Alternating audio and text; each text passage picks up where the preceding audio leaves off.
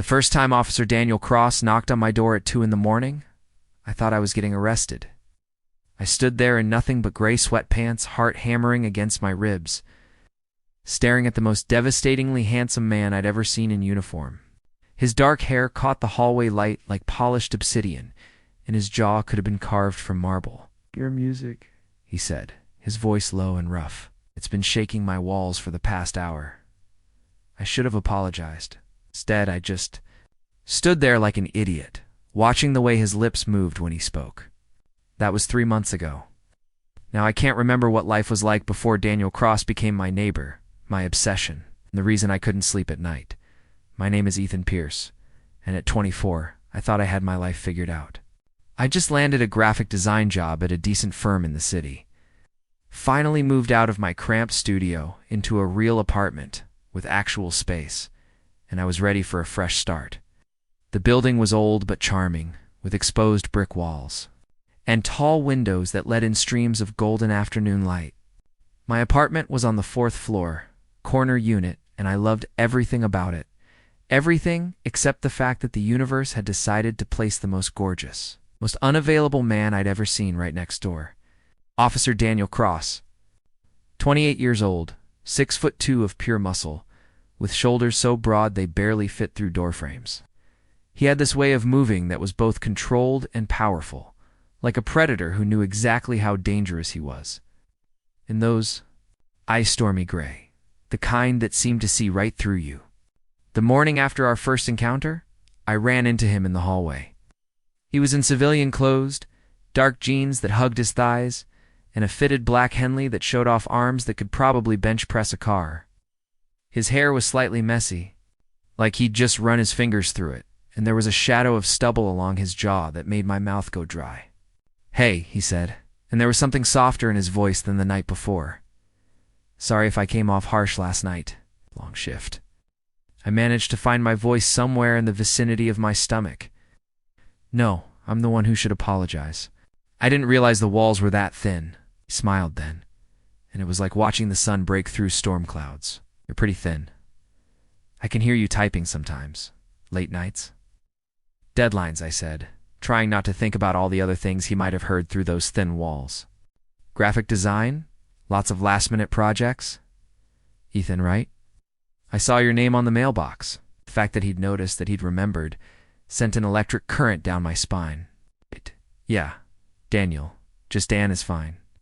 He shifted his weight, and I couldn't help but notice the way his shirt pulled across his chest. "Look, I know I'm probably the annoying neighbor who complains about noise. But if you ever need anything, I'm a cop. So, security concerns or whatever, just knock." I didn't knock, not for security concerns. Anyway, but I thought about it. God, did I think about it. Every time I heard his door open or close, every time I caught a glimpse of him in the hallway, every time I lay in bed at night knowing he was just on the other side of that wall, I thought about it. The problem was, I had no idea if Don was even into men. He didn't have a wedding ring, but that didn't mean anything. Could have a girlfriend, a boyfriend, a whole secret life I knew nothing about. And even if he was available, even if by some miracle he was into guys, there was no way someone who looked like that would be interested in someone like me. I wasn't bad looking, I knew that objectively. I'd been told I had nice eyes, warm brown, that apparently crinkled attractively when I smiled. I was tall enough at 6 feet, and my gym routine had given me decent definition, broad shoulders and a flat stomach. My light brown hair had a tendency to fall into my eyes, which my ex used to say was endearing. But compared to Dan, I felt like a kid playing dress-up next to a real man. The second time Dan knocked on my door. It was 8 o'clock on a Saturday morning, and I'd been up for exactly 3 minutes. I stumbled to the door in my boxers and a t-shirt, hair sticking up in every direction, and pulled it open to find him standing there with a toolbox. "Your sink," he said by way of greeting. I can hear it dripping through the wall. It's been driving me crazy for 2 days. "Do you want me to fix it?" I blinked at him, still half asleep. He was in jeans and a plain white t-shirt that should have been boring, but instead made him look like he'd stepped out of a cologne commercial. "You don't have to do that." "I know I don't have to, but I'm offering." He held up the toolbox like evidence. "I'm good with my hands." The unintentional innuendo hung in the air between us, and I saw the exact moment Dan realized what he'd said. A flush crept up his neck, barely visible but definitely there, and something in my chest shifted and settled. "Okay," I heard myself say. "Yeah, that would be great." Watching Dan work was an exercise in torture. He'd rolled up his sleeves, exposing forearms that were all muscle and tendon, with a dusting of dark hair that made my fingers itch to touch. He was on his back under my sink, the bottom of his shirt riding up to reveal a strip of tan skin and the edge of what looked like defined abs. I stood there with a cup of coffee, pretending to be useful, trying not to stare and failing miserably. "So how long have you been a cop?" I asked, desperate for distraction. 6 years. Worked my way up to detective last year." His voice echoed slightly from under the sink. "It's good work. Challenging, dangerous sometimes." There was a clank of metal on metal, then a satisfied grunt. "Got it. Your washer was completely shot."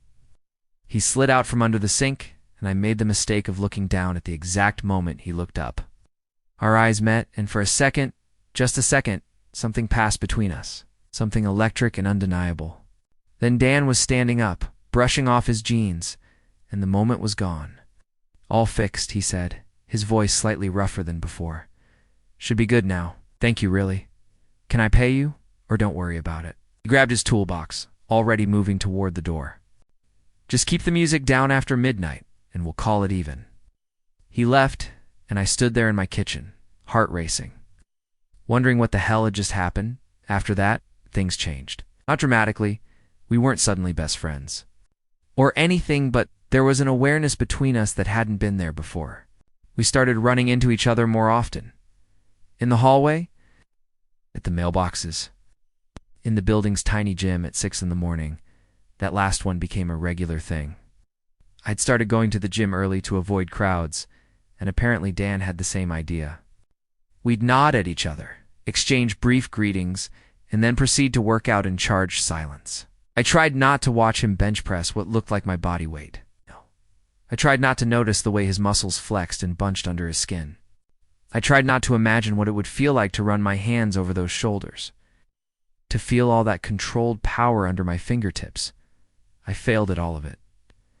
One morning, about a month after the sink incident, I was struggling with the cable machine when Dan appeared beside me. "You're going to hurt yourself doing it like that," he said, and before I could respond, his hands were on me. One on my shoulder, one on my lower back, adjusting my posture. His touch was firm but gentle, professional, and it set every nerve ending in my body on fire. "There? Feel the difference?" I felt something all right. I nodded, not trusting my voice. "Your form is good otherwise," he continued, stepping back but not very far. "You've been putting in the work. It shows." Was he checking me out? I reading into things because I desperately wanted him to be checking me out. I pulled on the cable, hyper-aware of Dan's presence beside me, watching. "Thanks," I managed. You clearly know what you're doing," he laughed, and the sound went straight to my chest. "I'd hope so. I teach self-defense classes at the precinct." "Really?" "Mostly for women and teens, but anyone can take them." He paused, and when he spoke again, there was something tentative in his voice. "You should come sometime, if you're interested." Was he asking me out? Or was this just neighborly friendliness? I had no idea, and the uncertainty was killing me. "Maybe I will," I said, and his smile made my stomach flip. I didn't go to the self-defense class. I was too scared of what it might mean, too scared of reading signals that might not be there. Instead, I threw myself into work, taking on extra projects, staying late at the office. Anything to stop thinking about Dan, about the way his hands had felt on my body, about the possibility that maybe, just maybe, he felt even a fraction of what I felt.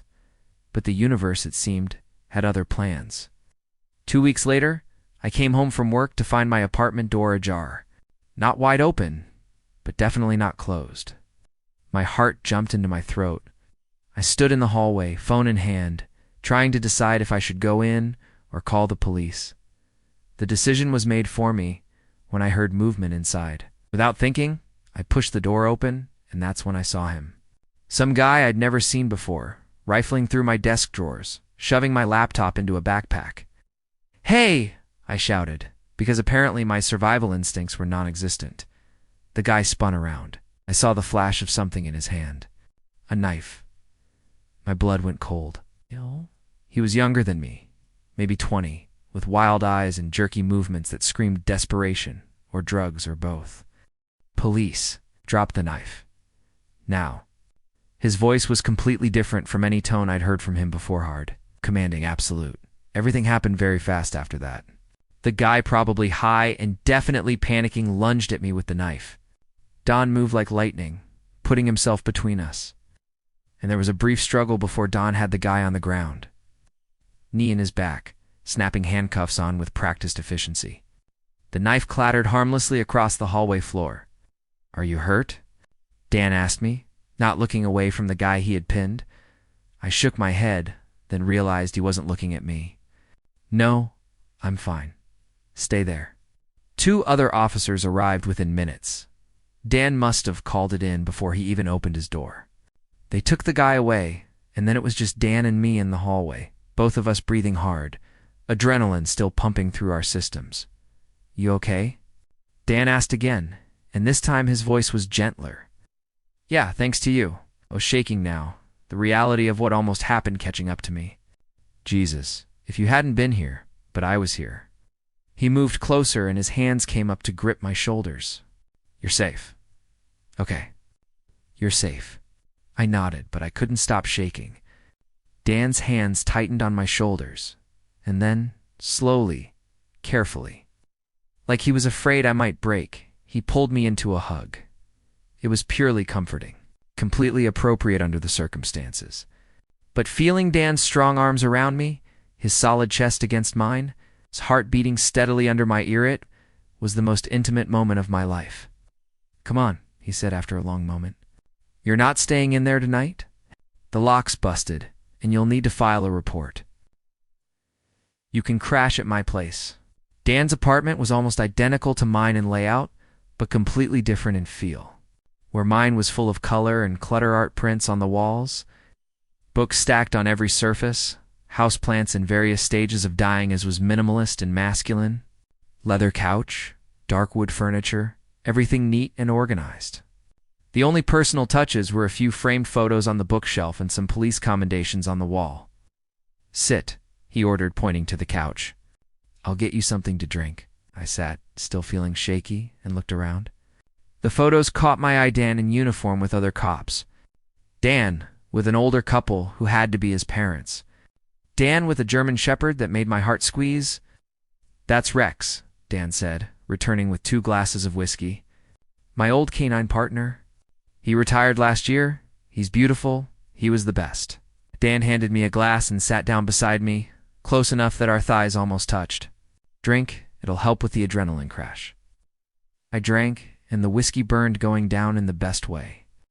We sat in silence for a moment, and I could feel the weight of everything that had just happened settling over me like a blanket. "I can't believe that just happened," I said finally. "In our building. I always thought this was a safe neighborhood." "Yours completely safe," Don said, and there was something grim in his voice. "That's something you learned fast in my job. But you did the right thing. You didn't try to fight him. I was too scared to fight him. Smart scared and stupid scared are 2 different things. You were smart." He took a long drink, then turned to look at me. "But Ethan, you need to be more careful. Don't open your door if something feels off. Call me. Call 911. Don't put yourself in danger like that." There was something fierce in his eyes, something that made my breath catch. "I will, I promise." "Good." He held my gaze for a long moment, and the air between us felt charged, electric. Then he looked away, clearing his throat. "You should get some sleep." "You can take my bed." "I'll take the couch." "Hey, Dan, no." "This is your place." "I'll take the couch. Ethan." His voice was firm. "You just had a knife pulled on you in your own home. You're taking the bed." Don't argue with me. I wanted to argue. But the truth was, I was exhausted, shaken. And the thought of sleeping in a bed that smelled like Dan was dangerously appealing. "Okay," I said quietly. "Thank you."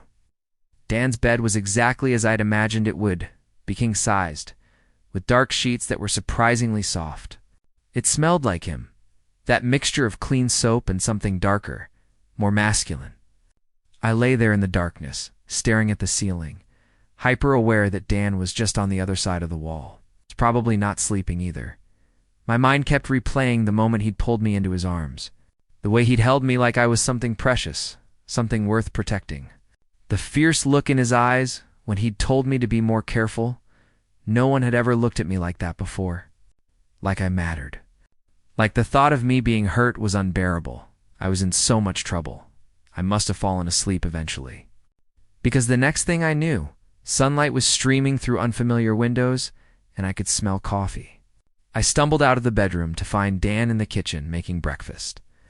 He was in sweatpants and a t-shirt, hair slightly messy, and he looked so normal, so domestic, that it made my chest ache. "Morning," he said, glancing over his shoulder. "How'd you sleep?" "Better than I expected." I leaned against the doorframe, watching him move around the kitchen with easy confidence. "You didn't have to do all this. I'm already up. And you need to eat." He slid a plate across the counter: eggs, toast, bacon. "Sit."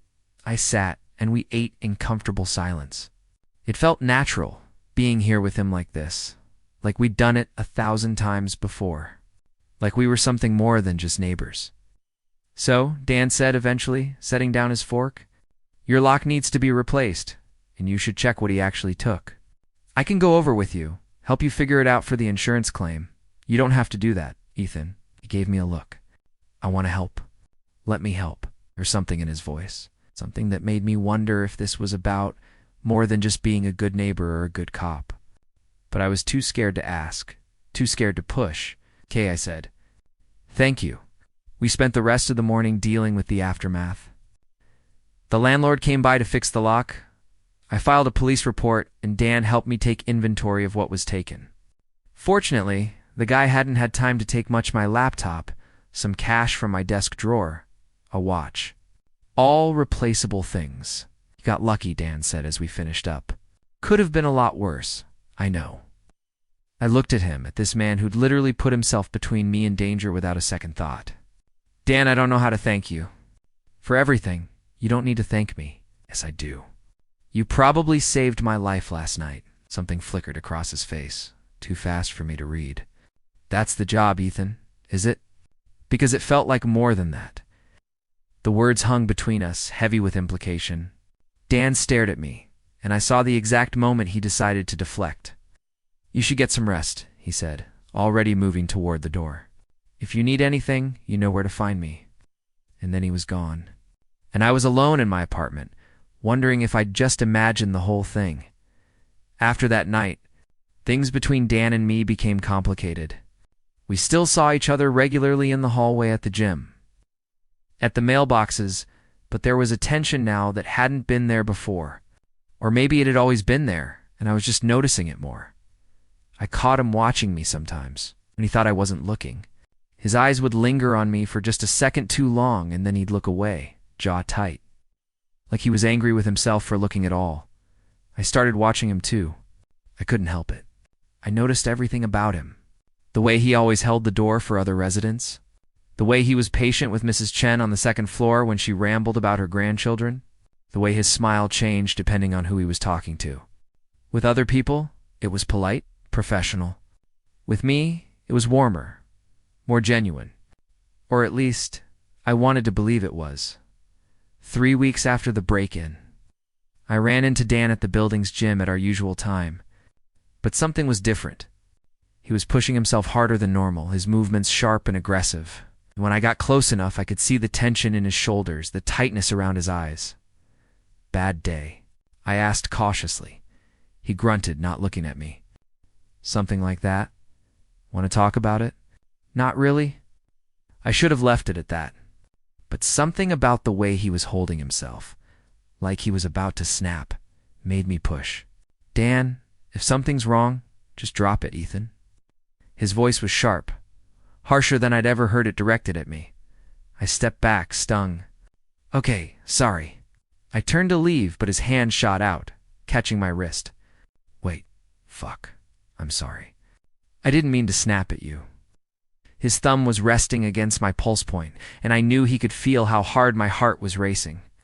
We stood there for a long moment, frozen, and when I finally looked up at him, the expression on his face made my breath stop.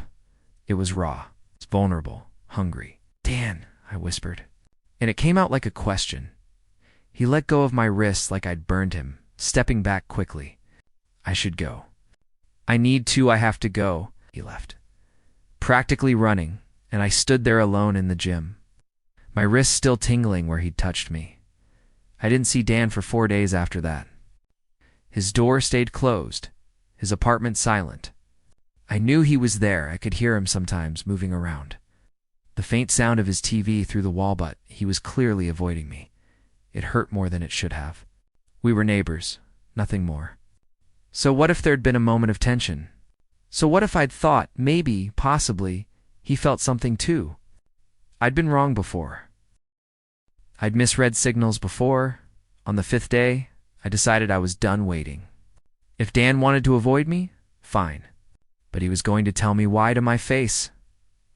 I knocked on his door at 7 in the evening, when I knew he'd be home. No answer. I knocked again, harder. "Dan, I know you're in there. We need to talk." Silence. "Fine. I'll just stand here and talk through the door." "Hi, Mrs. Chen," I added loudly as our elderly neighbor shuffled past with her shopping bags, giving me a curious look. The door jerked open. Dan stood there in jeans and an unbuttoned shirt, looking exhausted and frustrated and so achingly beautiful that I almost forgot why I was there. "What do you want, Ethan?" "I want to know why you're avoiding me." "I'm not avoiding you." "Yes, you are. And I want to know why." I pushed past him into his apartment before he could stop me. Did I do something wrong? Because if I did, I want to know what it was so I can fix it. "You didn't do anything wrong? Then why won't you even look at me?" He finally looked at me, really looked at me, and what I saw in his eyes made my knees weak. Anguish, longing, fear. Because he said, his voice rough, "If I look at you, I might do something we'll both regret." The world seemed to stop. My heart was pounding so hard I could hear it in my ears. What if I wouldn't regret it? "Ethan," it came out like a warning. "What if I wanted you to do something?" I took a step toward him, watching his eyes darken. "What if I've wanted you to do something since the moment I met you?" "Don't," but he didn't move away. "Why not?" "Because I'm trying to be good. I'm trying to do the right thing." His hands clenched into fists at his sides. "You're 24. You're my neighbor. You probably think I'm just some closeted cop with issues. I think you're the bravest, most incredible man I've ever met," I interrupted. "I think I haven't been able to stop thinking about you for 3 months. I think the night you held me after the break-in was the safest I've ever felt in my life.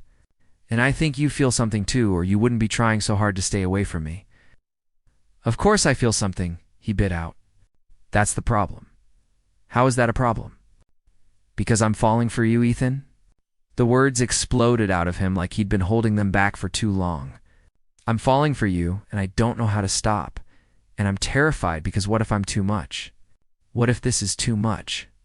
What if I fuck this up like I fuck everything else up?" I closed the distance between us in 2 steps. "What if you don't?" Don stared down at me, breathing hard, and I could see the war happening behind his eyes. The moment stretched out, taut as a wire, and then something in him snapped. His hands came up to cup my face, rough palms against my skin, and then his lips were on mine and I was drowning in him. The kiss was everything I'd imagined, and nothing like I'd expected, desperate and tender and absolutely devastating. He kissed me like I was oxygen, and he'd been underwater for years. I made a sound half gasp. Half moaned, his arms came around me, pulling me closer, and I went willingly. My hands found their way into his hair, and it was just as soft as I'd imagined. And he tasted like coffee and mint and something uniquely him. When we finally broke apart, both breathing hard, he rested his forehead against mine. "We're doing this?" he whispered. "We're doing this," I confirmed. "I don't want to hurt you." "Then don't." He pulled back enough to look at me, and there was such tenderness in his eyes that it made my chest ache. "I'm serious, Ethan. I've got baggage, issues. I work long hours, weird shifts. I've got a dangerous job. I'm not always easy to be with. Good thing I'm not looking for easy then. I reached up to trace the line of his jaw. I'm looking for you. And just like that, everything changed. Don kissed me again, slower this time, thorough and claiming, like he was memorizing the taste of me. His hands slid down my back, settling at my waist, and I pressed closer, wanting to feel every inch of him against me. Tell me to stop, he murmured against my lips. And I will, anytime, always. I don't want you to stop. He groaned, low in his throat, and lifted me. I wrapped my legs around his waist, surprised and thrilled by the casual display of strength, and he carried me to the couch. We fell onto it together, a tangle of limbs and racing hearts, and for the first time in 3 months, everything felt right. We kissed until my lips were swollen and my head was spinning. His hands were everywhere in my hair, on my face, sliding under my shirt to touch bare skin, but always respectful, always giving me space to say no. Not that I wanted to say no, I wanted to say yes to everything, wanted to lose myself in him completely. Dan, I gasped when his lips moved to my neck, finding a spot that made me shudder. Tell me what you want, he murmured against my skin. You, just you. We ended up in his bedroom somehow, hands and lips mapping each other in the darkness. Every touch was electric, every kiss a promise. Dan was gentle but intense, thorough in his attention, and when he looked at me like I was something precious, something worth treasuring, I felt myself falling even harder. You're so beautiful, he whispered, fingers tracing the line of my collarbone. I've wanted this for so long. How long? Since that first night, when you opened the door in those sweatpants and looked at me like... He trailed off, shaking his head. I knew then I was in trouble. Me too. I pulled him down for another kiss, slower this time, savoring it. I thought I was imagining it. You weren't.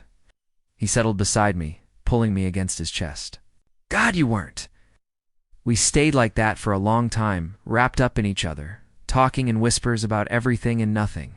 Dan told me about growing up in a conservative household, about coming out to his parents at 22 and almost losing them, about the long road to acceptance that still wasn't quite complete. He told me about his first boyfriend, who'd left him because he wasn't ready to date a cop, and the second one who'd cheated because Dan worked too much. I told him about my own coming out. Story easier than his, but not without its pain about. My ex who'd accused me of being too intense about everything, about moving to the city for a fresh start and ending up falling for my neighbor instead. I'm glad you moved in next door, Don said eventually, his hand playing with my hair in a way that made me want to purr, even if it did make my life complicated. Good complicated or bad complicated? The best complicated? He kissed my temple. Stay tonight. I wasn't planning on going anywhere. I woke up the next morning to find Dan already awake, propped up on one elbow, watching me with an expression that made my heart skip. Morning, I mumbled, suddenly self-conscious. Morning. He leaned down to kiss me, soft and sweet. Sleep okay? Better than okay, I stretched, then realized I was still in Dan's bed, wearing only my boxers, with the morning light streaming through the windows. Is this real? If it's not, I'm having the same dream. I laughed, and he grinned, and it was so easy, so natural, that I almost forgot to be nervous about what came next. So, I said carefully, what happens now? Dan's expression turned serious. Now, we figure this out, together, if you want to. I want to. It won't always be easy. My job, I know. We'll figure it out. I reached up to touch his face. I'm not going anywhere, Dan. Something in his eyes softened. Neither am I. The next few weeks were like living in a dream. Dan and I fell into a routine that felt both new and natural. Most mornings, we'd work out together at the gym, and then he'd make us breakfast before I headed to work. Evenings were trickier with his schedule, but we made it work. When he had late shifts, I'd leave dinner in his fridge. When he had early shifts, I'd leave coffee by his door. It was the little things that made it feel real. Made it feel like we were building something solid. We kept it quiet from the other residents at first. Not because we were ashamed, but because we wanted to protect what we had. Keep it just for ourselves a little while longer. But I think people started to notice anyway. Mrs. Chen certainly did. She gave me a knowing smile. One day when she saw me leaving Dan's apartment in the morning, wearing his shirt, "Nice boy, that Daniel," she said. "You take good care of each other." "Well," I promised. A month into our relationship, Dan invited me to meet his parents.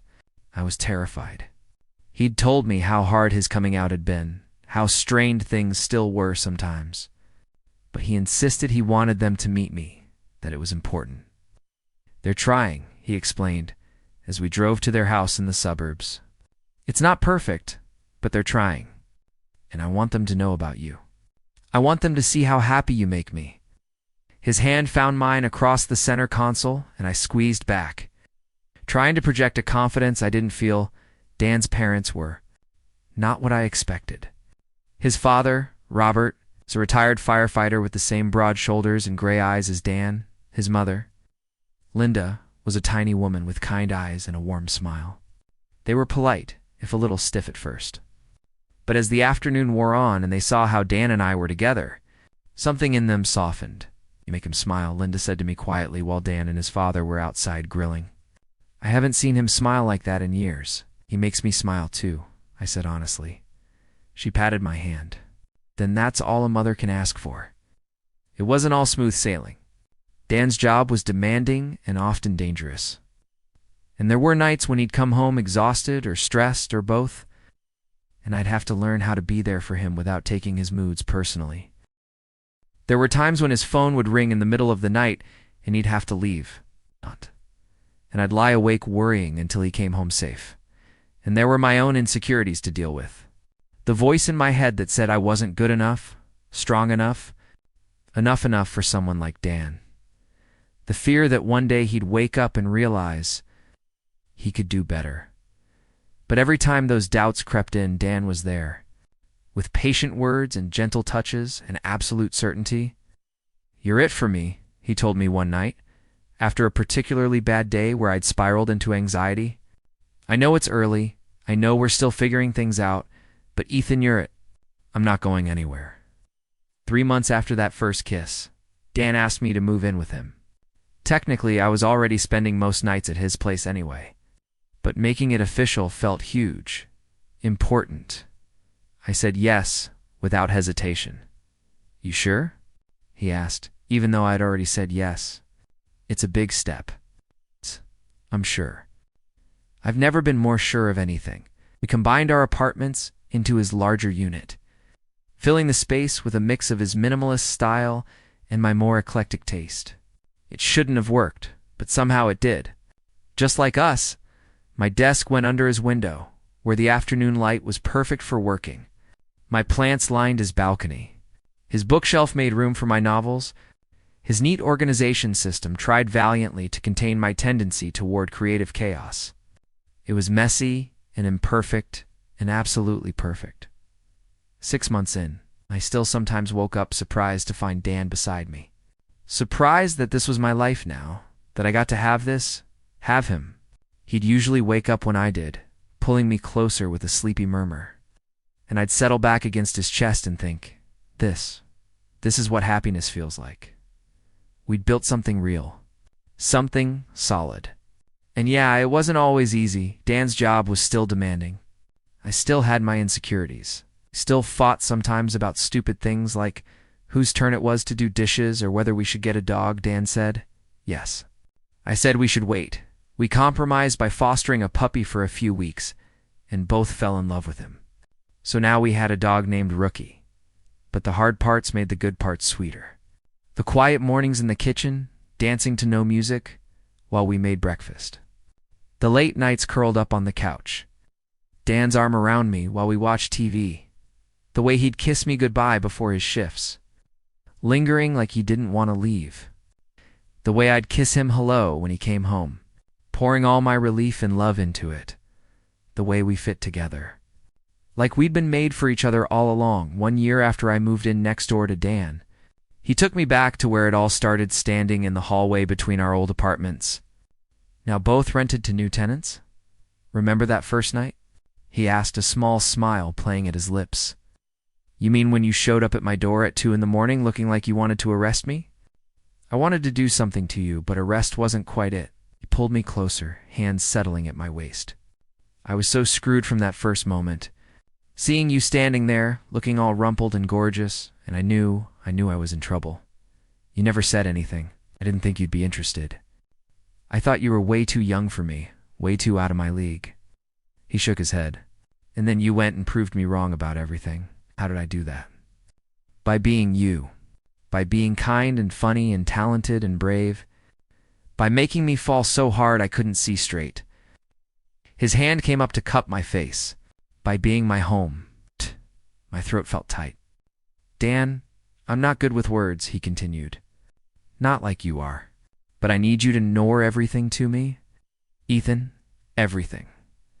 And he took a breath, and I realized his hands were shaking slightly. I want to spend the rest of my life making you as happy as you make me. He pulled a small box from his pocket, and my heart stopped. Ethan Pierce, he said, opening it to reveal a simple silver band. Will you marry me? I stared at the ring, then at Dan, then at the ring again. My eyes were burning, my throat was tight, and I couldn't seem to form words. If it's too soon, Dan started, looking nervous. Yes, I managed. Yes, of course, yes. His face lit up like the sun, and then he was kissing me. Right there in the hallway, where it all started. I was kissing him back with everything I had. The ring went on my finger, perfect fit. Because of course I couldn't stop looking at it, couldn't stop smiling. I love you, I said, the words tumbling out. God, Dan, I love you so much. I love you too.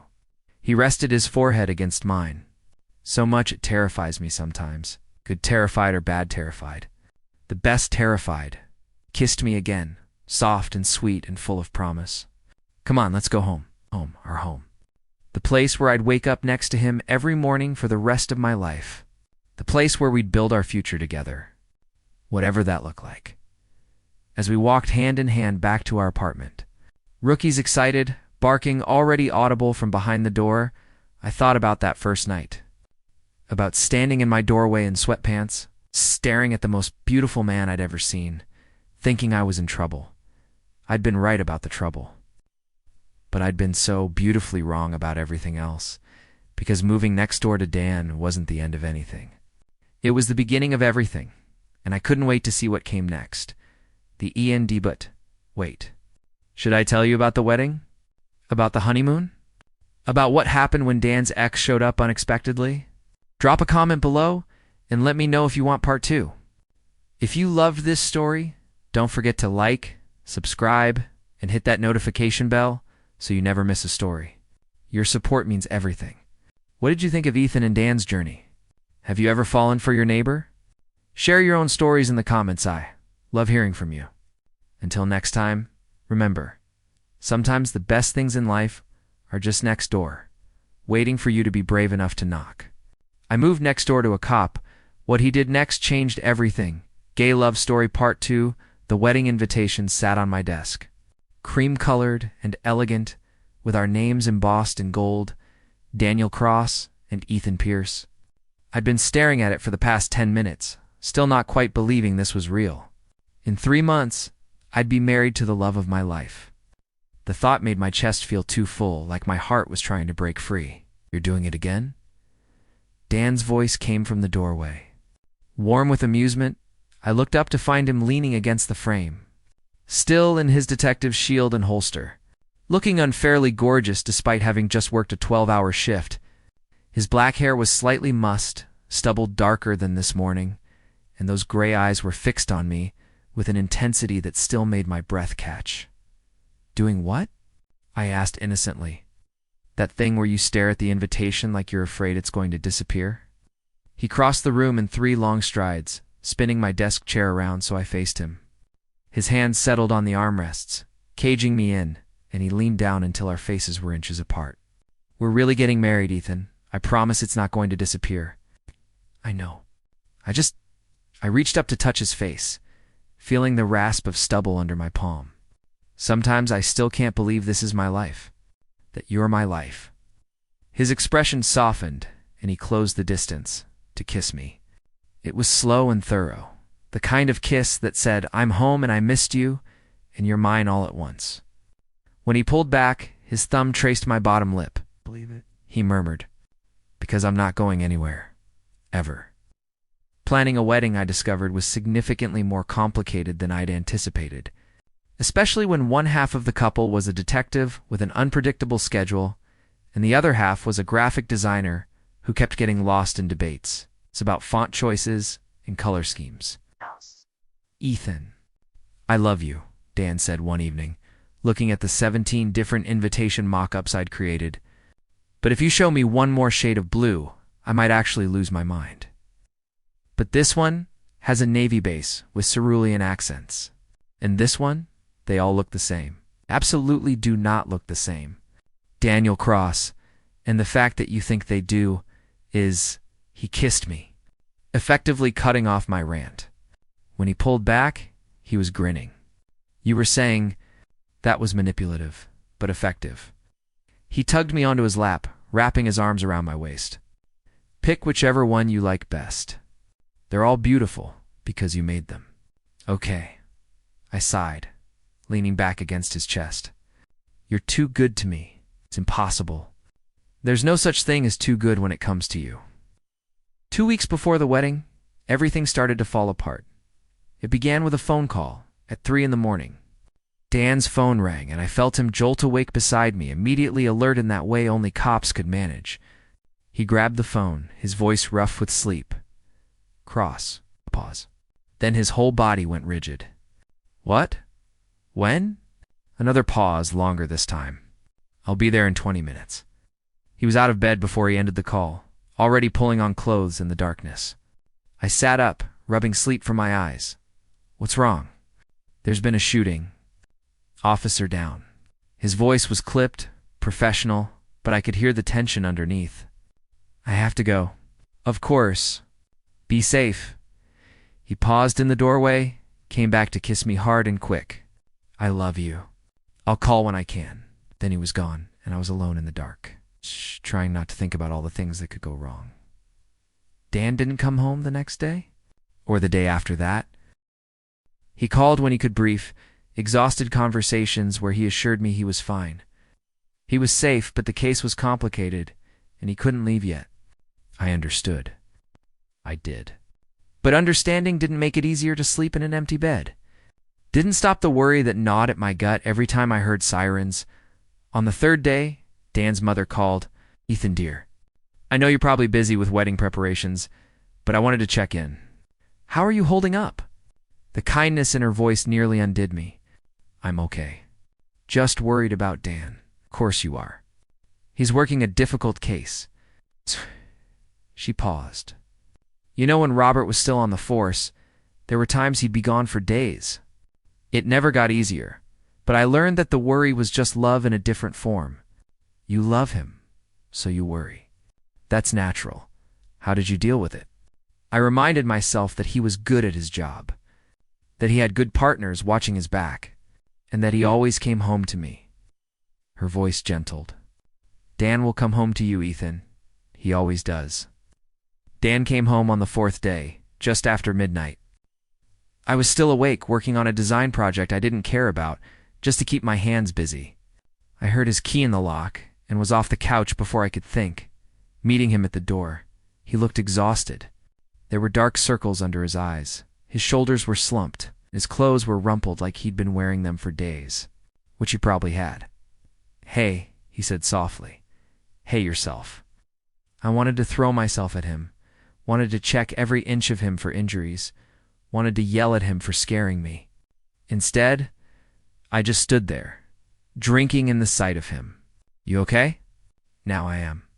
He dropped his bag, closed the distance between us, and pulled me into his arms. He held me tight, face buried in my neck, and I felt some of the tension drain from his body. Missed you too." I ran my hands over his back, reassuring myself he was real and whole and here. The case. Closed. Guys in custody. Everyone's safe. He pulled back enough to look at me, and there was something raw in his eyes. "I'm sorry I was gone so long." I know the timing is terrible with the wedding, Dan. Stop. I'm not mad about the wedding. I was just worried about you. I know. I'm sorry for that too. His hand came up to cup my face. I hate making you worry. It's part of the package. I knew that when I said yes. I turned my head to kiss his palm. Ah! Come on. You need food and sleep. Just need you, he murmured. But he let me lead him to the kitchen anyway. I made him a sandwich while he sat at the counter, watching me with heavy-lidded eyes. Rookie, our German shepherd, had his head on Dan's lap, tail wagging slowly like he was just as relieved to have Dan home. You've been taking care of him, Dan said, scratching behind Rookie's ears. Of course. Someone has to. I slid the plate across to him. Eat. He ate mechanically, and I could see him starting to crash now that the adrenaline was wearing off. When he finished, I pulled him to his feet and guided him to the bedroom. He stripped down to his boxers and fell into bed with a groan. Come here, he said. Reaching for me, I climbed in beside him, and he immediately pulled me against his chest, wrapping around me like he was afraid I might disappear. His lips pressed against my temple, and I felt him exhale slowly. This is home, he murmured, already half asleep. Right here. You're home. So are you, I whispered back. Always. The next morning, we woke up tangled together, sunlight streaming through the windows. Dan looked better, still tired, but the haunted look was gone from his eyes. He smiled when he saw me watching him. Morning, beautiful. Morning yourself, handsome. I traced the line of his jaw. How are you feeling? Better. Perfect, actually. His hand slid down my back, settling at my waist. We have a lot to do today, don't we? Wedding stuff? I groaned. So much wedding stuff. Final dress fitting well, suit fitting. Final meeting with the caterer, confirming the venue. Dealing with my mother who keeps trying to invite people we don't know. Your mom's excited. My mom is insane. She invited her entire book club, Dan. I don't even know these people, he laughed, pulling me closer. They're her friends. She wants to share this with them. It's sweet. You're only saying that because she likes you better than she likes me. It's not true. She loves you. He kissed my nose. She just also happens to think I'm a catch. You are a catch. The catch. My catch. I kissed him properly, slow and deep. Mine, yours. He agreed against my lips. Always yours. The suit fitting was at 11, which meant we actually had to get out of bed eventually. Dan insisted on coming with me, even though his own suit had been fitted weeks ago. I want to see you in it, he said when I pointed this out. You'll see me in it at the wedding. I want a preview. Gave me that smile. The one that always got him what he wanted. Please. I caved, obviously. I always caved when he looked at me like that. The tailor shop was downtown, small family-owned place that Dan's mother had recommended. The owner, Mr. Chen, was a tiny man in his 70s who had an incredible eye for detail. He greeted us warmly and led me to the fitting room while Dan settled into a chair to wait. The suit was charcoal gray, perfectly tailored to my frame, with a vest that Dan had insisted on. When I stepped out of the fitting room, Dan's expression made every hour of planning worth it. He stood slowly, eyes tracking over me like he was memorizing every detail. Ethan, is it okay? Okay. He crossed to me, hand settling on my waist. You look incredible. Absolutely incredible, Mr. Chen beamed. Very handsome couple. The fit is perfect. Yes. It's perfect, I agreed, but I was looking at Dan when I said it. The rest of the day was a blur of wedding preparations. Meeting with the caterer to finalize the menu, confirming the music with the DJ, checking in with the florist. Don was patient through all of it, offering opinions when asked, but mostly just being there, solid presence at my side. By the time we got home that evening, I was exhausted. We ordered takeout and collapsed on the couch, Rookie sprawled across both our laps. 2 more weeks, Dan said, running his fingers through my hair. Then you'll be stuck with me forever. Can't wait to be stuck with you. Tilted my head back to look at him. Any second thoughts? Not even one. His eyes were serious. You're it for me, Ethan. You know that, right? You're my forever person. My throat felt tight. You're mine too. Kissed me then, soft and sweet, and I thought about how far we'd come. From neighbors to friends to lovers to this about to be husbands. It felt like a dream, but it was real. We were real. I love you, I whispered against his lips. I love you more, he whispered back. Impossible. Want to bet? I laughed, and he smiled, and everything was perfect. 1 week before the wedding, my ex showed up. I was at a coffee shop near my office, grabbing a latte between meetings, when I heard a familiar voice behind me. Ethan. Ethan Pierce. I turned, and my stomach dropped. Marcus, my ex-boyfriend. The one who'd told me I was too intense about everything. Who had broken up with me 2 years ago and moved to California. What the hell was he doing here? Marcus. Hi. I tried to keep my voice neutral. Wow, you look great. Really great. He smiled, and it was the same charming smile that had worked on me once upon a time. I'm in town for work. I was hoping I might run into you, were you? It wasn't a question. Yeah. I've been thinking about you lately, about us.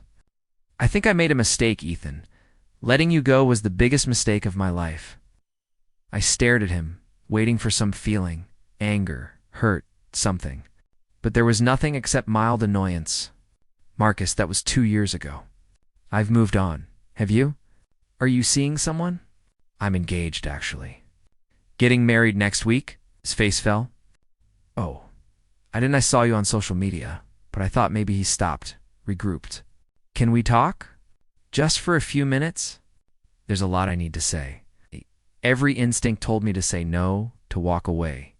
But some part of Mitha, part that had loved him once, felt like I owed him closure. Or maybe I owed myself closure. Fine, 10 minutes. We sat at a corner table, coffee between us, and Marcus launched into what sounded like a prepared speech. About how he'd been young and stupid, about how he'd thought he wanted freedom, but really he'd just been scared of commitment. About how he'd realized too late that I was the best thing that ever happened to him. I listened. And with every word, I became more certain I'd made the right choice in saying yes to that coffee. Because it confirmed what I already knew. I was completely, utterly over Marcus. Whatever we'd had was dead and buried, replaced by something infinitely better, so Marcus finished. I guess what I'm saying is, if there's any chance at Al, I'd like to try again. We were good together, Ethan. We could be good again, Marcus. We were never that good together. You spent 2 years telling me I was too much, too intense, too emotional, too invested. And you know what? You were right. I am intense. I am emotional. I do invest completely in the people I love. I smiled, and it was genuine. But I found someone who loves that about me. Someone who thinks my intensity is a gift, not a burden. Someone who matches my emotional investment and raises it. Someone who makes me want to be better, do better, love better. Your fiancé. His name is Dan, and he's incredible. He's brave and kind and strong, and he looks at me like I'm the most important person in his world. Because I am. Just like he's the most important person in mine. I stood up. I'm happy for you that you figured out what you want, Marcus. I really am. But what you want isn't me. Not anymore. I left him sitting there and walked out into the sunshine, feeling lighter than I had in years. I called Dan on the way back to the office, needing to hear his voice. Hey, baby. What's up? I ran into Marcus. My ex. There was a pause. Are you okay? I'm perfect. He wanted to get back together. I told him about you, about us, about how completely over him I am. I smiled even though Dan couldn't see it. I love you. I needed you to know that.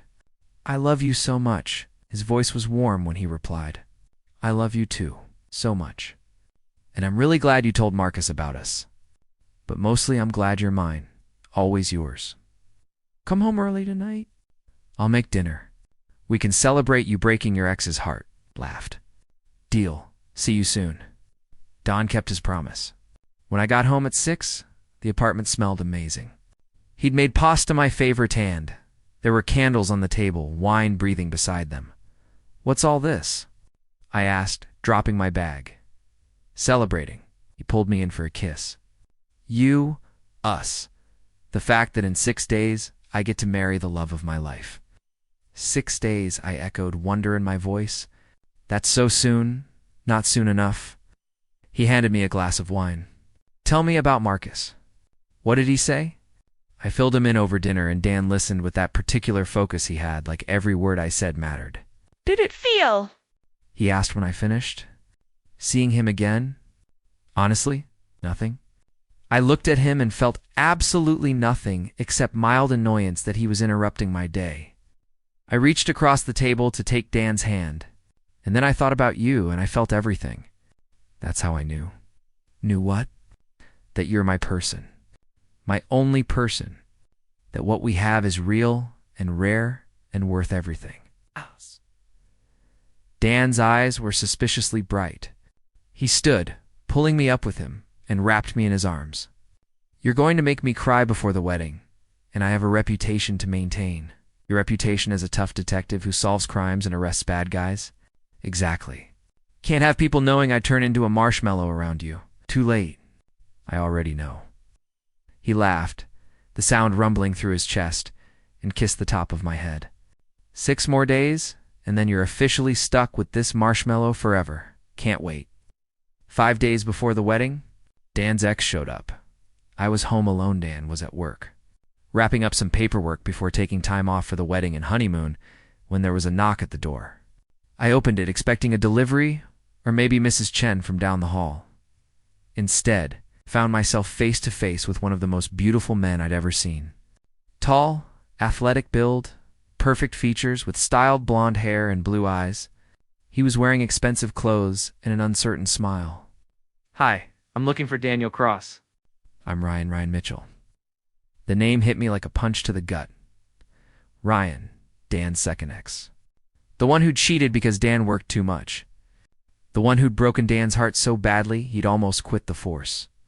He's not here, I said, keeping my voice neutral even though everything in me was screaming danger. Oh, are you his roommate or...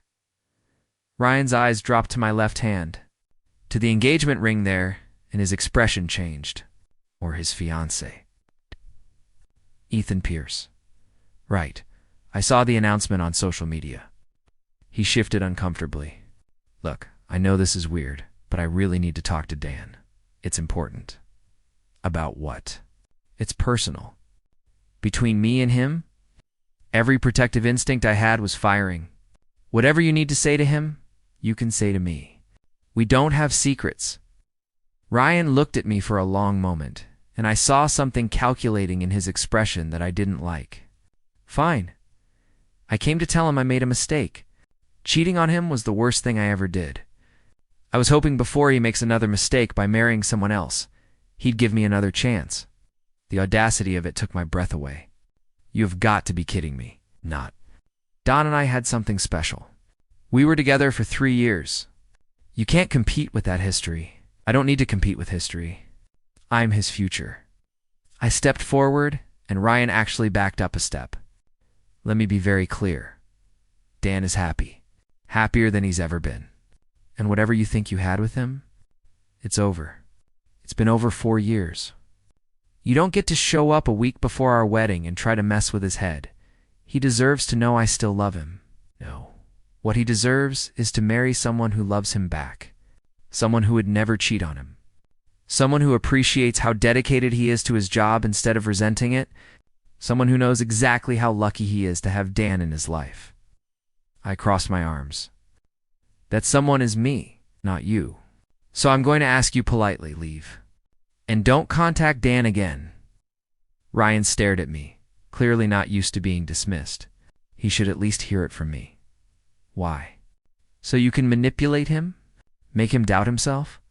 Not happening? You can't keep me from talking to him? Touch me. I pulled out my phone. I can call him right now. Tell him you're here. Let him decide if he wants to see you. But I can tell you right now what he's going to say. Because Dan has moved on, Ryan. He's built a life with me. A good life. A happy life. And he's not interested in revisiting his past. Ryan's jaw tightened. You're pretty confident for someone he's only been with for a year and a half. I'm confident because I know him. I know what he wants, what he needs, what makes him happy. And it's not you.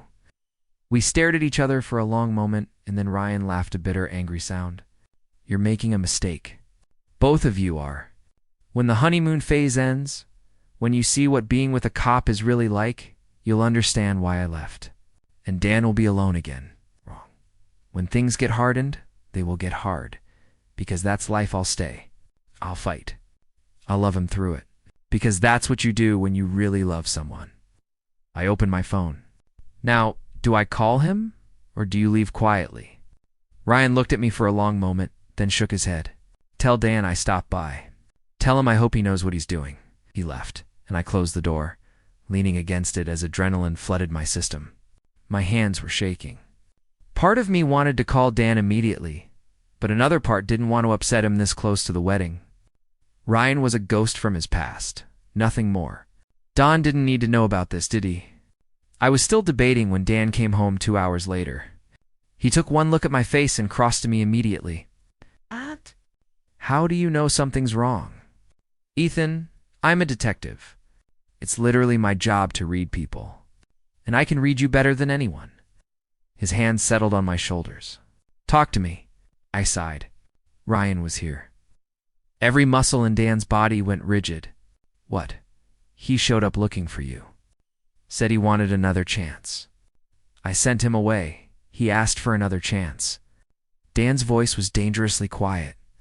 5 days before our wedding, he asked for another chance. I told him to leave. That you'd moved on. That we were happy.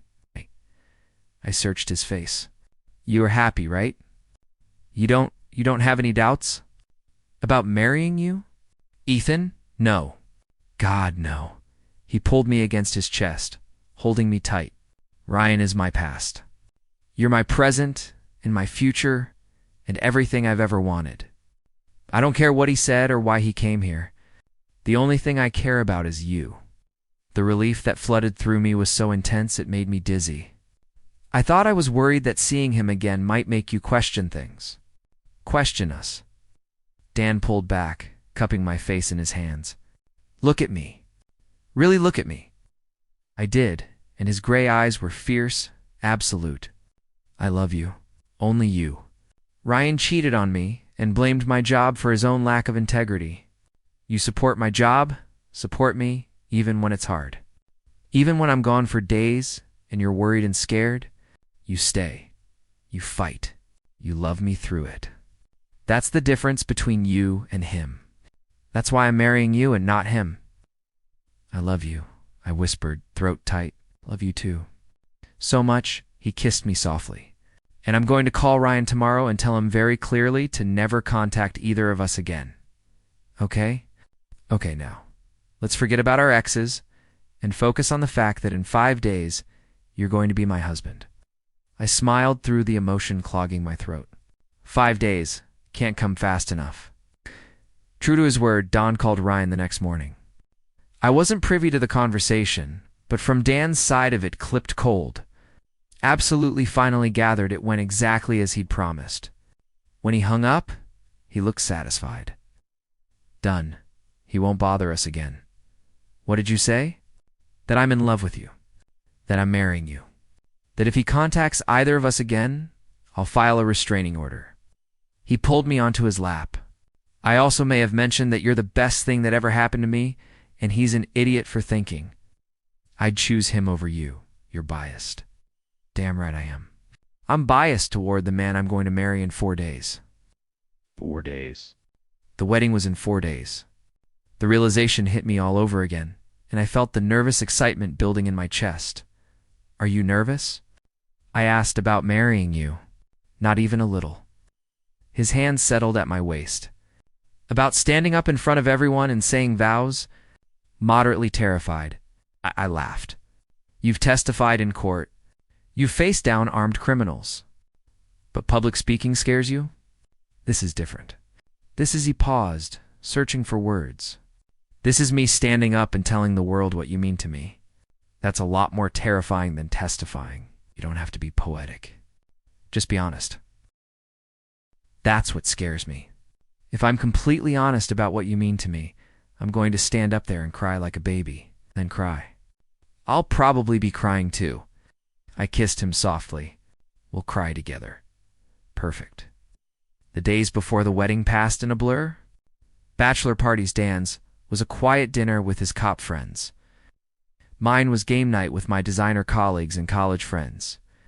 Final dress rehearsal at the venue, where everything somehow came together despite the chaos.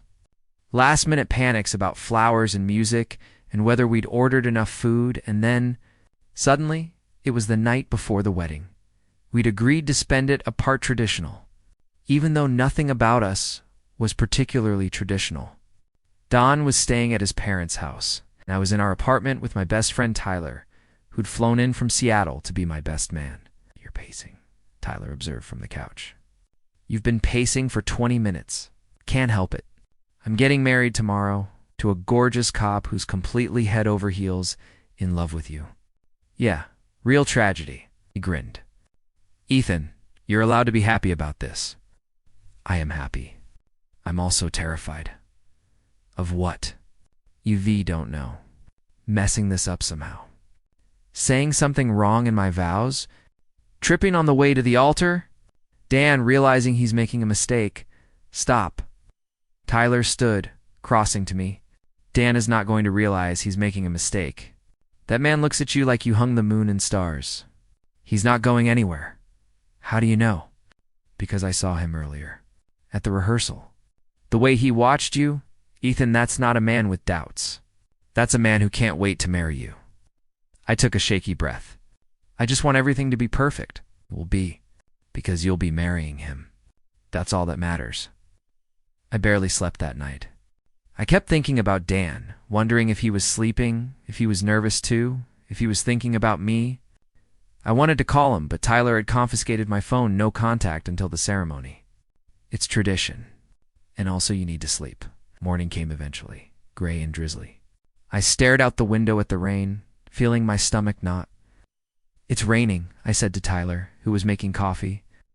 It's good luck. Rain on your wedding day, is it? That's what they say. Plus, the venue has that covered pavilion. You'll be fine. The morning passed in organized chaos. Shower, shave, hair. Tyler wouldn't let me overdo it. You're marrying him? Not competing in a beauty pageant? He said when I tried to restyle my hair for the 4th time. Then the suit, the one I'd been fitted for. And when I looked in the mirror, I barely recognized myself. I looked happy. Really, truly happy. Dan's going to lose his mind when he sees you, Tyler said, adjusting my tie. Ready? Ready? The venue was a botanical garden on the edge of the city, all glass and greenery and natural beauty. Despite the rain, it was perfect. White chairs were set up under the pavilion, flowers everywhere, roses and peonies and deep reds and soft whites. Our families were already there, talking and laughing. Dan's police buddies in their dress uniforms, looking sharp and official. My college friends, my work colleagues, even Mrs. Chen from our building. And then Tyler was leading me to a private room to wait. I was alone with my thoughts. I paced. Checked my hair in the mirror. Checked it again. Tried to remember the vows I'd written. Realized I couldn't remember a single word. Panicked. Found the paper in my pocket. Read them. Felt tears threaten. There was a knock on the door. Come in, I called, expecting Tyler or maybe my mom. Instead, Dan's father, Robert, stepped inside. He was in a suit, looking distinguished and a little emotional. Mind if I come in for a minute? Of course. Please. He closed the door, studying me. You look good, son. Really good, thank you, sir. Robert. We're about to be family. Call me Robert. He moved closer. I wanted to talk to you before the ceremony. About Daniel. My stomach clenched. Okay, when he came out to us, Linda and we didn't handle it well. We were scared, confused. We said things we shouldn't have said, did things we shouldn't have done. It took us too long to come around, to accept him for who he is. We almost lost him because of it. He never told me it was that bad. He wouldn't. He forgave us a long time ago. But I need you to know, watching him with you, seeing how happy he is. How loved, it's everything Linda and I ever wanted for him. You're good for him, Ethan. You make him better, happier, more himself. Robert's voice got rough. I'm grateful for that, and I'm proud to call you my son. I couldn't speak past the lump in my throat. Robert pulled me into a hug, quick and fierce.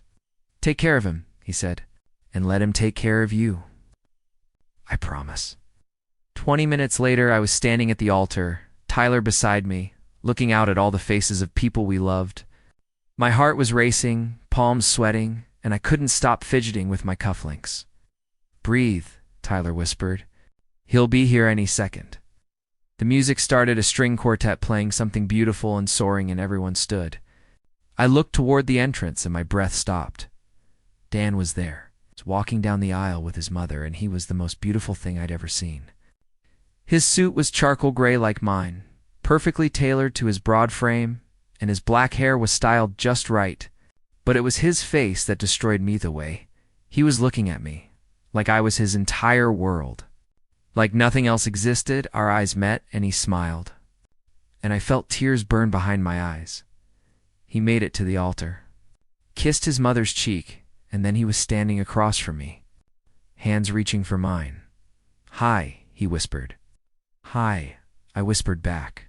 Smiling through the emotion, the officiant began to speak, but I barely heard the words. I was too focused on Dan, on the way his thumbs were rubbing gentle circles on the backs of my hands, on the way he was looking at me like I was everything. Daniel, your vows, the officiant said eventually. Dan took a shaky breath, and when he spoke, his voice was rough with emotion. Alot, I'm not good with words. You know that. But I need to try to tell you what you mean to me. Before you moved in next door, I thought I had my life figured out. I had my job, my routine, and that was enough. And then you opened your door in those ridiculous sweatpants and looked at me like I was something special. And everything changed. There were laughs from the audience. I was smiling through tears. You made me want more. Want better? Want forever? You're brave and kind and talented and beautiful, and somehow you chose me. You really see beyond? You love me anyway? You love me through the hard shifts and the long hours and the baggage I carry. You make me want to be the best version of myself. You make me believe I deserve happiness. His voice broke. Ethan Pierce, you're my home, my safe place, my forever person, and I promise to spend the rest of my life making sure you know how loved you are, how cherished, how absolutely necessary to my existence you are. I love you. I'll always love you. I was crying openly now. So was most of the audience. When I tried to speak, my voice came out strangled. Out. Dan, you said. You're not good with words, but that was... I stopped, swallowed, tried again. You've been my light in the darkness, the person who makes me feel safe and seen and valued. Before you, I thought I was too much, too intense. But you make me feel like I'm exactly enough. Like my intensity is a gift, not a burden. When you look at me, I see myself through your eyes, and I like who I see. You make me brave. You make me better. You make me want to be the person you think I am.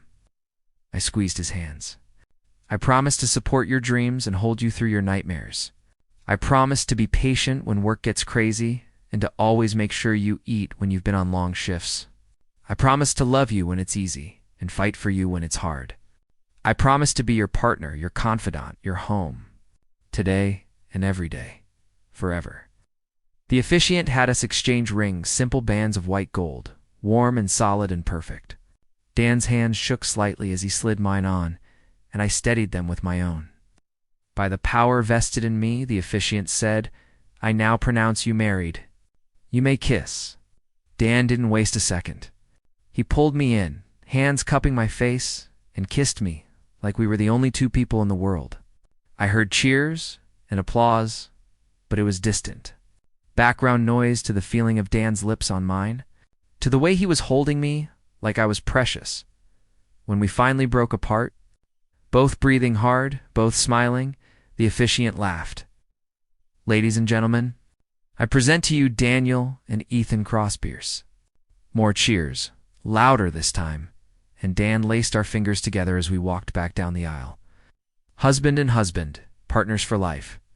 The reception was a blur of joy. Dancing and toasts and food and laughter. Dan's cop friends told embarrassing stories. My design colleagues showed a slideshow they'd made. Tyler gave a speech that made me cry and Dan laugh. Our mothers cried together. Our fathers shook hands and hugged. And through it all, Dan didn't leave my side. His hand was always on Mimai's waist, my back, my hand like he needed the contact to believe this was real. Having fun? I asked during a quiet moment, the two of us swaying to a slow song. Best day of my life, he said simply. You, perfect. Absolutely perfect. He pulled me closer, lips brushing my temple. Can't wait to get you alone, husband. The word sent a thrill through me. Husband, Dan's husband. Soon, we have to do the cake cutting and the bouquet toss and skip it. Let's leave now. I laughed. We can't just leave our own wedding reception. Watch me. But we stayed, of course. Danced with our parents and friends. Cut the cake chocolate with raspberry filling, both our favorites. Watched Tyler catch the bouquet and immediately try to give it away, much to everyone's amusement. Finally, as the night wound down, we snuck away to Dan's car, decorated with just married signs and tin cans by his cop buddies. They cheered as we drove off into the night. Headed for our honeymoon, a cabin in the mountains. 2 weeks of just us? We did it, I said. Looking at the ring on my finger, we did, Don agreed, reaching over to lace our fingers together. You're stuck with me now. Best decision I ever made. The cabin was perfect, isolated, luxurious, with a huge bed and a fireplace and floor-to-ceiling windows overlooking the mountains. Dan carried me over the threshold, both of us laughing, and then we were inside, alone for the first time as husbands. Come here, Dan said, pulling me close. I went willingly, wrapping my arms around his neck. I love you, Daniel Cross. I love you, Ethan Cross Pierce. He kissed me, slow and thorough. Thank you. For what? For saying yes. For choosing me. For making me the happiest man alive. Right back at you. We stayed like that for a long moment, just holding each other, and then Dan swept me up and carried me to the bedroom. And the night dissolved into whispered words and gentle touches, and the beginning of our forever. 2 weeks late, our coming home from the honeymoon felt surreal. Everything was the same, our apartment, our neighborhood, our life, but also completely different. Because now I was married. We were married. Husbands. Welcome home. Mr. Crosspierce, Don said as we stepped inside. Rookie going wild with excitement at seeing us. Welcome home. Mr. Cross, I replied, grinning. We spent the afternoon unpacking, doing laundry, catching up on mail. Normal, domestic things that felt special because we were doing them together. As a married couple, that evening Dan got called in for an emergency. A hostage situation downtown. I kissed him goodbye, told him to be safe, and settled in to wait. It was easier now, knowing he'd come home to me. Knowing I was his and he was mine. Legally and officially and permanently. He came home 6 hours later, exhausted but unhurt. And I was waiting with dinner in open arms. This, he said, holding me close, is what I fought so hard to come home to. You always, I promised. I'm always going to be here. And I was. Through the good days and the hard days, through the cases that kept him up at night and the deadlines that kept me stressed, through holidays and anniversaries and quiet Tuesday evenings, through all of it, we were together, building our life, our forever. Dan, I have something to tell you, I said one evening over dinner. He looked up immediately, alert. What's wrong? Nothing's wrong. At least, I don't think it's wrong. But it's big. Life-changing big. Yeah. His face went through several expressions, concern, confusion, then hope. Are you? We got approved? I said, smiling through sudden tears. The adoption agency. We got approved to adopt. Dan's face lit up like the sun. We did? Really? Really, they said. We're a perfect match for a 3-year-old boy. His name is Jamie. He's been in foster care for a year, and he needs a home. A family. I pulled out the photo they'd sent a little boy with dark hair and big brown eyes. What do you think? Dan stared at the photo, and I watched his eyes get suspiciously bright. I think he's beautiful. I think we should meet him. I think his voice cracked. I think I want to be his dad. With you? Yeah. He pulled me into his arms. Let's do this. Let's bring him home. Meeting Jamie was terrifying and magical and everything in between. He was tiny and quiet and a little scared. But when Dan got down on his level and said, "Hey, buddy, I'm Dan and this is Ethan. We'd like to get to know you," Jamie's whole face lit up. The process took months. Visits and paperwork and home studies and more waiting. But finally, the day came when we brought Jamie home for good. "This is your room," I told him, opening the door to the bedroom we'd spent weeks decorating. "What do you think?" Jamie's eyes went wide. "Mine?" "All yours," Dan confirmed, setting down the small bag of Jamie's belongings, everything he owned in the world. "And Rookie is going to sleep in here with you," I added. "He's going to protect you and keep you company. Is that okay?" Jamie nodded, looking overwhelmed. Then, in a small voice, "Are you going to keep me?" Dan and I exchanged looks, and I felt my heart break and heal at the same time. Don knelt down, taking Jamie's small hands in his big ones. "Yes," he said firmly. "We're going to keep you forever. You're our son now, Jamie, our family. And we're never letting you go." Jamie's eyes filled with tears, and then he launched himself at Dan, little arms wrapping around his neck. Dan caught him, holding him close, and I saw the exact moment Dan became a father. Not legally, that would come later with the final adoption papers. But in his heart, in the way he held Jamie like he was the most precious thing in the world, I knelt down too, wrapping my arms around both of them, and we stayed like that for a long time. Our family. Complete 1 year later, Papa. "Daddy, look what I made." Jamie came running into the living room, clutching a drawing. At 4 years old, he was a ball of energy, all curiosity and laughter and love. He called Don Daddy and me Papa, and hearing it never got old. "What is it, buddy?" Dan asked, setting aside the case file he'd been reviewing. "It's our family." Jamie climbed onto the couch between us, showing us the drawing. "See? That's Daddy, and that's Papa, and that's me, and that's Rookie." We were stick figures with wild hair and big smiles, standing in front of a house with a crooked roof. It was perfect. "I love it," I said, kissing the top of his head. "Can we put it on the fridge?" "Yes. And I want to make another one for Grandma Linda and Grandpa Robert." He scrambled off the couch and ran back to his room, Rookie following faithfully. Dan and I looked at each other and smiled. "Our life is insane," I said. "Best kind of insane," Dan replied.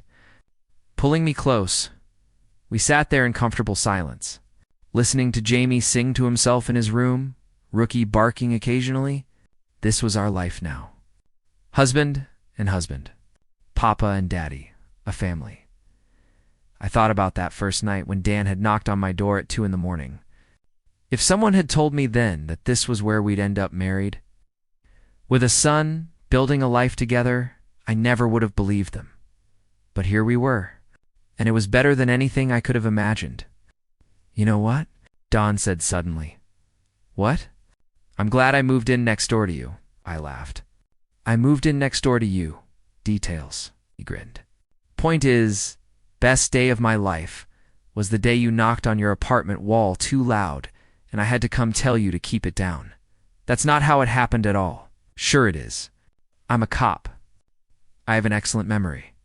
Your memory is selective. My love for you isn't." He kissed me softly. "Thank you, Ethan, for this life. This family. Everything. Thank you back." I settled against his chest, listening to his heartbeat. "I love you. I love you more. Impossible." Jamie ran back in, interrupting us with another drawing. We pulled him onto the couch between us, showering him with attention and love. Our son, our miracle. This was happiness. This was home. This was forever, and I wouldn't change a single thing. The end, but is it? Should I tell you about Jamie's first day of school? About the case that almost broke Don?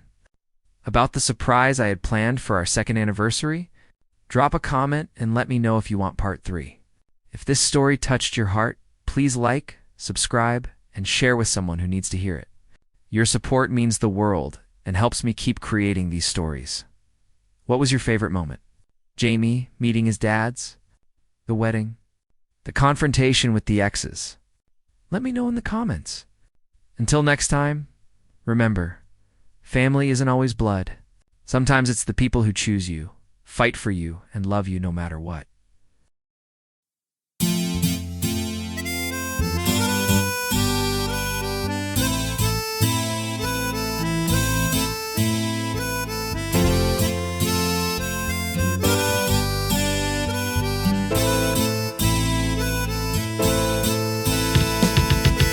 आशिक हूँ तेरा राजा बाजार का, लगता है मुझको नशा ये प्यार का।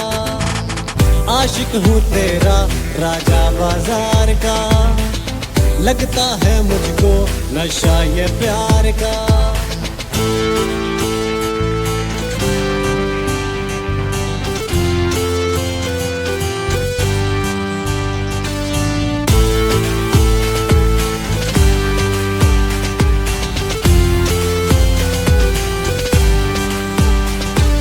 मुस्कुरा के बात करती हो, आदतें खराब करती हो। ना दिखो बेताब लगता हूँ, आशिक बेहिसाब लगता हूँ। ऐसा नशा है तेरे दीदार का, आशिक हूँ तेरा राजा बाजार का, लगता है मुझको नशा ये प्यार का। जिंदगी हसीन लगती है जब ये जालिम प्यार होता है। सांसों में सांस आती है जब तेरा दीदार होता है। नखरा है ऐसा मेरी सरकार का, आशिक हूँ तेरा राजा बाजार का, लगता है मुझको नशा ये प्यार का।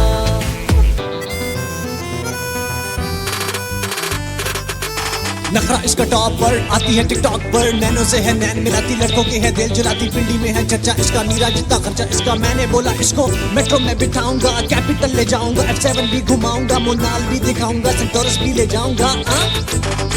आशिक हूँ तेरा राजा बाजार का, लगता है मुझको नशा ये प्यार का।